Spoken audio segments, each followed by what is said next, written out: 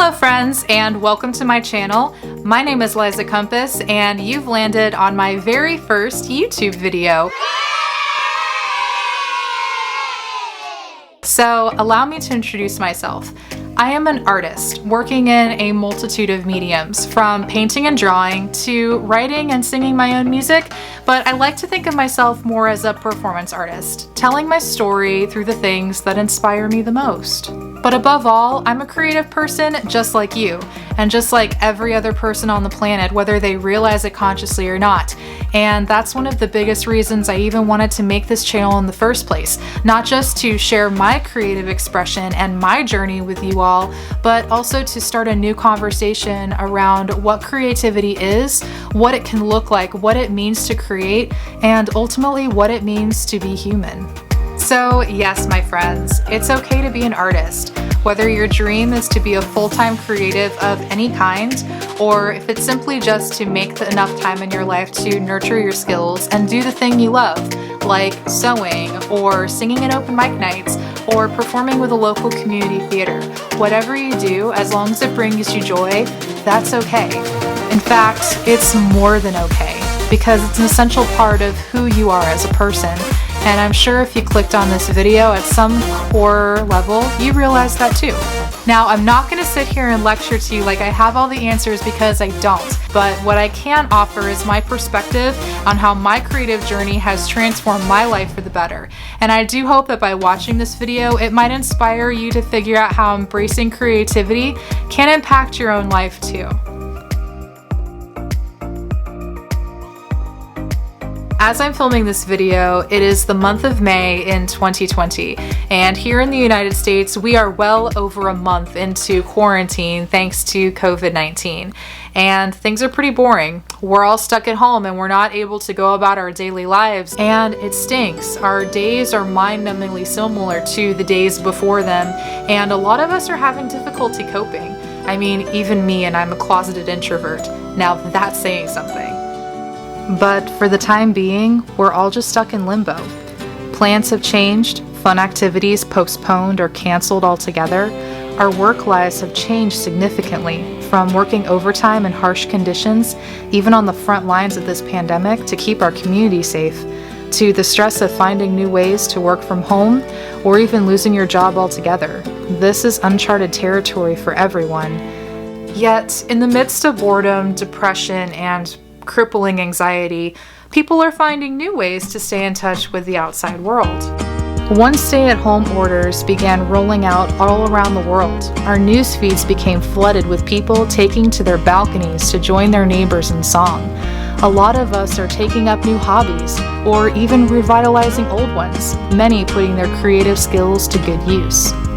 We're actually finding ways to have fun again, whether that looks like turning yourself into a work of art from common household items, to learning the next viral dance, or even starting the thing that you've been pushing to the back burner forever, like starting a blog, writing that book finally, or hey, even starting a YouTube channel. Like and subscribe down below. Also, just a quick shout out to my buddy Simon for letting me use his awesome art interpretation photo. Simon, you're the best. And of course, it's okay just to take a break for a while too if you need it, whether that's doing something just for you or not doing anything at all. Because the reality is there just isn't a wrong answer for how to live your life right now. In fact, there's never a wrong answer to that question. Ever. Like literally ever. I want to believe that we're being presented with an amazing opportunity here to grow both as individuals and on a collective level, and I hope that we can seize this momentum and run with it far past the days of COVID-19. Our societies need creative outlets that are readily accessible to everyone all the time, not just in times of turmoil like this, and I hope that we can really reflect on this now so that we don't forget it moving forward. I don't think many of you watching this will be surprised by this next one. Creating art and engaging in the arts in any form has profound impacts on our emotional well-being and our mental health. Even people who would label themselves as uncreative or otherwise write themselves off as being completely unartistic in any way, shape, or form, these people will still find benefit from and seek out the arts as a way to improve the quality of their life. This can be seen by going to concerts, art museums, reading an amazing piece of literature, or binge watching your favorite movies on Netflix. Being creative is so intrinsically part of who we are as human beings, we can't help but surround ourselves with creative things. Now, it's important to remember that everyone is a creative being. It's just that some of us are more open to our creative potential than others. And that's okay, but I honestly believe that we all have this innate creative force inside of us that provides our own unique lens of the world around us and the circumstances that surround our lives. And as a result, we each have very unique ways of expressing our world to other people. The only difference is that some of us know exactly how to channel that creative itch, and others haven't quite opened up to theirs yet, but that doesn't change the fact that it's still there. We use art as a method of personal introspection. It's often easier for us to depict something visually that we can't put into words, or to write difficult emotions into a song so that others can understand and empathize with the deeper message we long to communicate. We may all have different styles, tastes, and preferences when it comes to how we wish to express ourselves, but at the end of the day, how creating something makes you feel is all that really matters.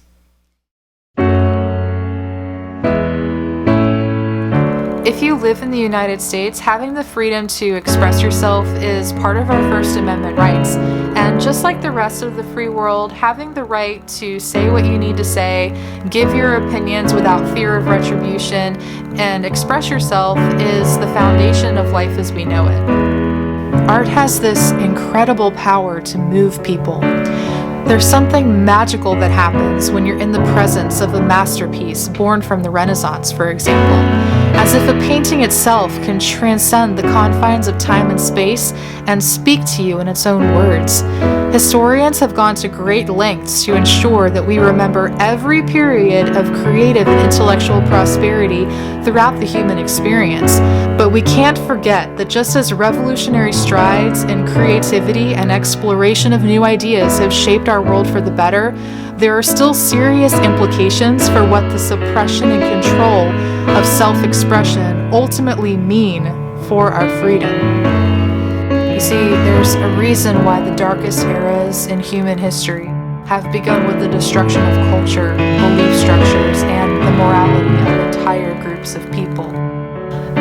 Think back to the Holocaust, for example. On May 10th, 1933, over 25,000, quote, un-German books were burned in the streets of Berlin. Books written by Jewish authors, including Albert Einstein, Sigmund Freud, as well as blacklisted American authors such as Ernest Hemingway and Helen Keller. Before the fires began, Helen Keller confronted German students, writing in an open letter, quote, "History has taught you nothing if you think you can kill ideas. Tyrants have tried to do that often before, and the ideas have risen up in their might and destroyed them. You can burn my books and the books of the best minds in Europe, but the ideas in them have seeped through a million channels and will continue to quicken other minds." Helen Keller was an American author whose work championed social justice for disabled persons, industrial workers, and women, including their right to vote. And she's right. Trying to silence people through the destruction of ideas has been attempted many times, yet history continues to repeat itself. This tactic hasn't just gone away, and we can't continue to ignore that it exists. We know better, and we owe the people of this planet more than that. Most of us enjoy being free, yet somehow it's so easy to disregard those that aren't, especially if they feel like they're more than a world away.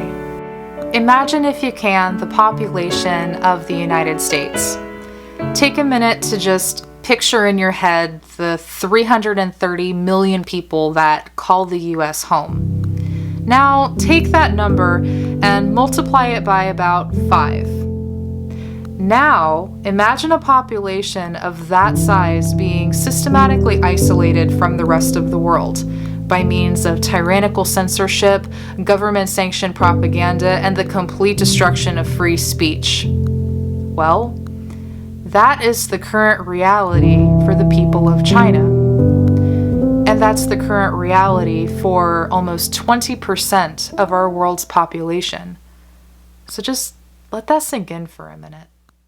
If you're able to watch and share videos like this one, you are fortunate enough to be allotted the freedoms to do so. And we must always practice gratitude for these freedoms and our ability to share our ideas openly and not allow society to ever forget that art is a major driving force between the ability to have these freedoms. This is a huge topic, so if you'd like to learn more about the world events mentioned in this section of the video, I will leave a few articles for you in the description box below. You know, this really is the perfect time to be making this video. I mean, it's crazy just how much the world has changed since the beginning of 2020. It's clear that many of the ways we've gone about doing things for a long time just aren't working anymore. And unfortunately, they're all coming up to the surface at the same time. I mean, it's fascinating and also slightly terrifying, but there's one thing for sure. The need for creative solutions is everywhere. If only there was a way we could ensure the creative genius of future populations. Protecting the arts in our schools should become a crucial part of the conversation now more than ever. And the arts have always been important, but they need investment in both time, energy, and funds right now more than ever. And I know I'm preaching to the choir here, but we need to start talking about this again. We can't just keep our opinions locked away to ourselves. And I hope that this video will at least provide you some talking points to bring to that conversation. I mean, I'm sure that you're passionate about this just as much as I am. Education in the arts enriches students' lives in countless ways and teaches them many valuable skills. But I can tell you this, by encouraging the arts in our schools, we're not teaching them arts and crafts. We're not teaching useless do-re-mis on an overpriced noise machine. And we're certainly not encouraging your kids to reject responsibility and refuse to do anything meaningful with their lives. When children have access to arts education, they're learning how to effectively communicate. They're learning to listen, to take direction, and to take pride in participating in something larger than themselves. They are cultivating their ability to think abstractly and to come up with their own conclusions beyond the confines of a textbook. Attributes such as critical thinking, the ability to work under pressure, and find solutions are at the top of every employer's list, regardless of job industry. To quote Paul Romer, a Stanford University economist, great advances have always come from ideas. Ideas do not fall from the sky, they come from people. We need to start taking creativity more seriously again. In America, our current education system is built around standardized testing and a generalized ranking of how smart someone is as a way to actually predict how well they will fare in the future. But the truth is, intelligence and creativity are only loosely correlated, and while IQ scores continue to rise steadily, the last 30 years have shown a sharp decline in creativity scores. The most significant decline occurring in children ages kindergarten to grade 6. I mean, have we completely lost touch with our inner child as a society? Sadly, I think that might be true. Honestly, this topic could warrant its own video, but for the sake of time, I'm going to leave a couple of articles in the description box below about how creativity is tested for and what the deeper implications are of this data if you'd like to read further. We know that creativity is an essential part of every industry out there, but what about forging your own path? What if you want to take a leap of faith, trust yourself, and make a living off of your passions? What if you really want to be an artist? But how are you going to make money? Seriously, that's really what you want? You know, kids these days don't understand the real world back in my day. Are you really sure? It's okay, you just need time. You'll come to yourself. census, I promise. We had to walk 20 miles to school, barefoot, uphill, both ways. Oh, you poor thing, that must be so hard. Will you draw my cat? I'll give you $5. Just get a real job.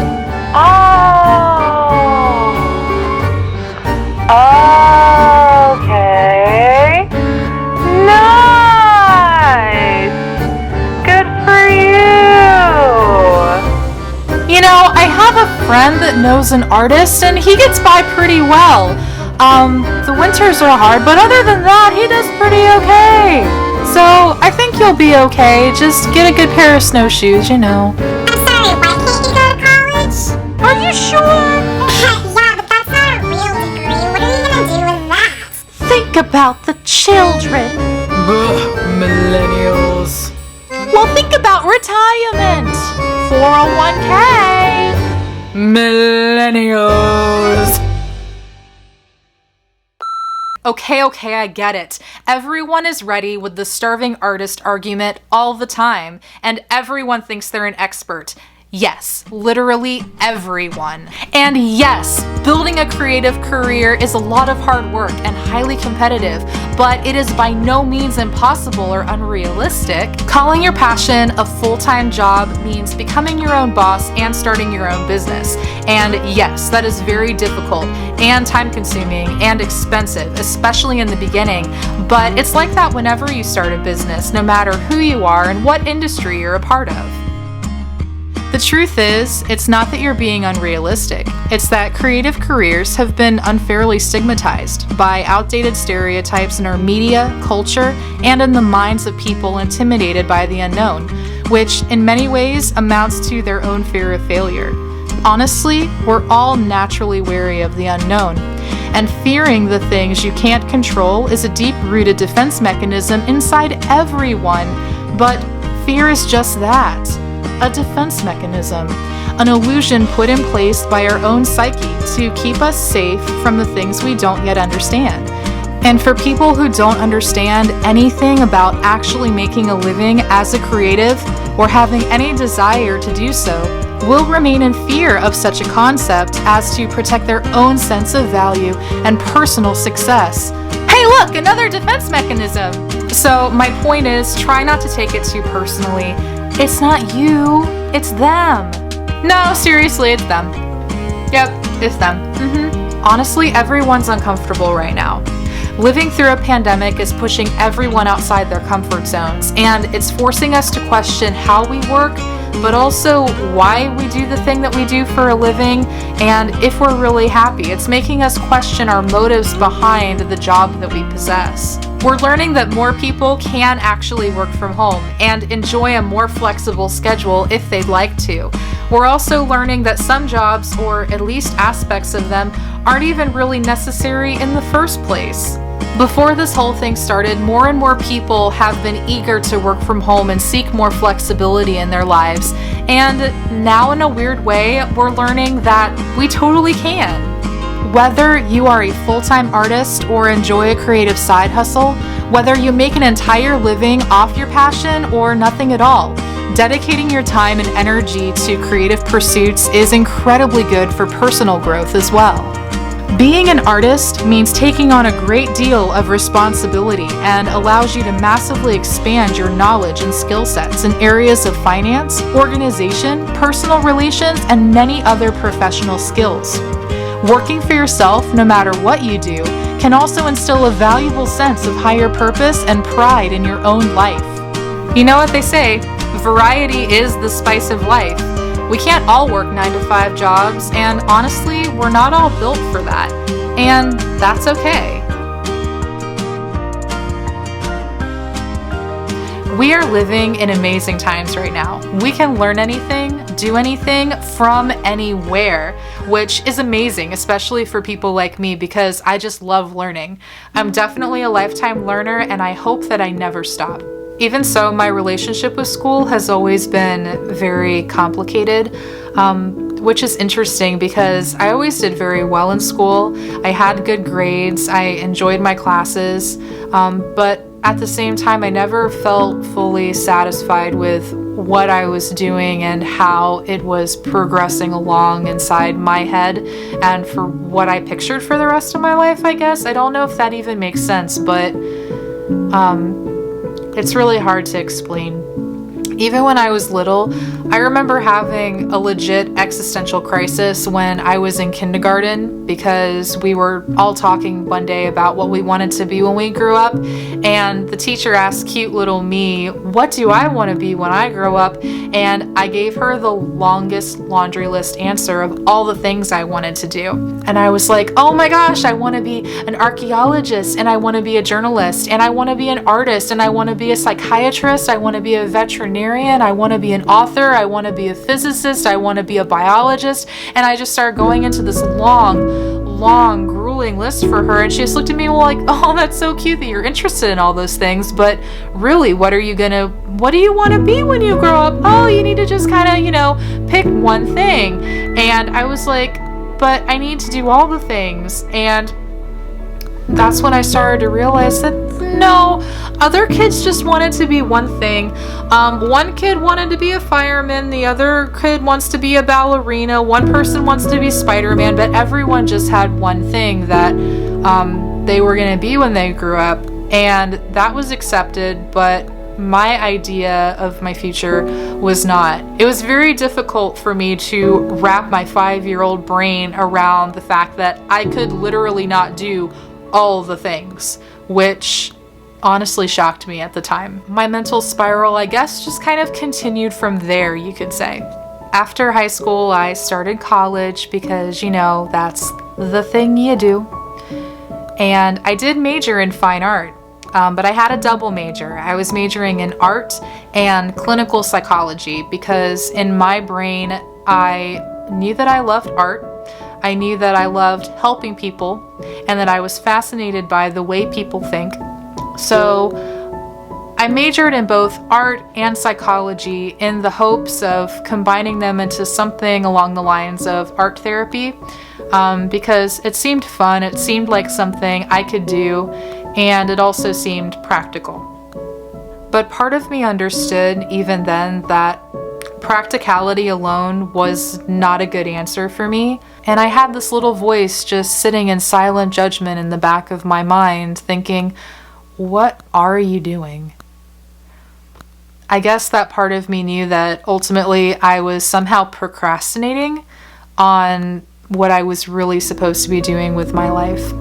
And that idea scared me for a very, very long time. But even after 2 years of college, I couldn't shake this feeling of just digging myself into a debt hole, just to run in circles and ultimately hit a dead end. So I stopped. I'm not saying there's anything wrong with going to college. Most career paths require specific training to do those jobs, and if that means needing to go get a college degree or go to trade school to do the thing you want to do with your life, then please do that, please go for it. But I realized the thing that I really wanted to do wasn't easily defined. In fact, it didn't even exist. I didn't know what to even call it at the time. There wasn't a handbook anywhere to lay out a path for me, so I realized I needed to create it, and I would need to learn the skills that I would need along the way on my own. I've been getting ready to put this channel up for almost 3 years, and to be honest with you, this is not at all how I pictured starting my channel, but it doesn't matter anymore because I felt like it was time and that I needed to do it and follow my heart and start sharing my story. My crazy, weird, hopefully inspiring, somewhat complicated story. During these 3 years, I've been learning so much and growing so much as a creative and as a person. I've taught myself how to start a YouTube channel. I've been learning everything I can about video editing and putting together content like this. I'm a singer and a songwriter already, but I've never recorded my own music and self-produced it before, so I had to learn all that too. I've learned how to start a business, and I've learned how to launch my art career. And there's no reason why, if you really want to, as to why you can't go out and learn something and seize the opportunity to make your dreams come true. I mean, that's what I'm trying to do, and I'm really excited about it, and I'm very happy. I also learned you don't need to go to school anymore to learn to produce your own music.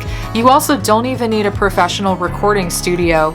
You don't need an agent, you don't need to be signed to a major label in order to launch your music career. It's not only possible, it's happening every day, a lot more than people realize. Sharing your craft doesn't get much easier than this. All you need is a passion to learn, a drive to put in the work, and the willingness to try, to fail, and to learn from your mistakes. My creative process is extremely interconnected. Creating visual art, music, and really anything occupy the same space inside my head, and as a result greatly influence and even create the other in the process. What I'm trying to say is that for me, expression all comes from the same pot of creative soup inside my brain, if that makes any sense. And I finally realized one day that my art is best explained as a whole and not as separate pieces. I live with synesthesia, which completely shapes my perceptions of the world. For me, visual arts and music not only influence each other, but a painting can inspire the beginning of a song and literally write a piece of music, and vice versa. It's beautiful and complicated in such a personal way, and I can't wait to use this channel to tell that part of my story. If you'd like to see more about what I do and keep up with my creative process, please check me out on Instagram. That's where I post all of my art, my music updates, and keep in touch with you all about life, projects I'm working on, all the good stuff. I'll have my Instagram linked with all my other social media accounts in the description box below. Also, I'm really curious to know what you guys think of this video. Are you inspired to go learn something new, or maybe you're already trying to teach yourself something? Let me know in the comments below so that we can grow together as a collective. In essence, being creative is simply an act of human engagement with ideas. In other words, when something inspires you and you channel that inspiration into an art form, you're ultimately using your art as a way to express that inspiration to others. It's like giving our inspiration a voice so that it may more easily connect with other people. This is why art can be such a powerful catalyst to further unite similar people, but it can also be ambiguous enough to bring those together who are more alike than different and may have a lot more in common than they really think. Art is beautifully subjective and can be used to spark all sorts of conversations. Through nurturing creativity and accepting it as an important part of our world, we can learn to better understand and engage in the ideas of others, to become more empathetic toward people and circumstances that perhaps we've never experienced before. Let's be honest, if you don't agree with someone and you think they're the complete opposite of yourself, what usually happens when you start to debate?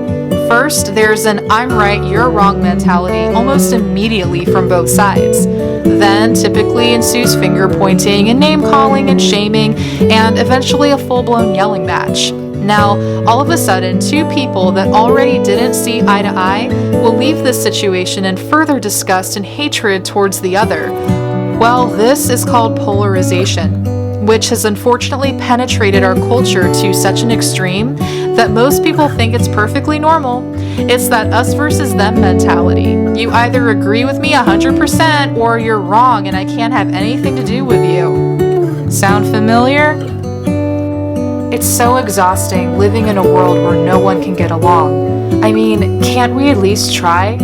We aren't born with any predispositions to think or act a certain way, but we do come into this world with an instinct to fit into the pack. We learn early on that in order to be accepted, you must click with those around you, often allowing our young and malleable minds to be contorted by the opinions and perspectives of those around us, but that aren't genuinely our own, just in order to fit into the nearest mold that makes us feel safe.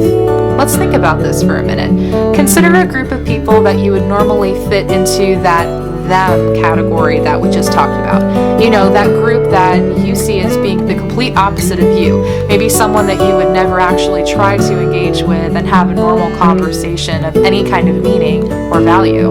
And then ask yourself, Are these people intrinsically bad, or are they the mere product of their environment, just as I am, but in my own way? My point is, we all have our flaws. None of us are perfect, and none of us have the answers to everything.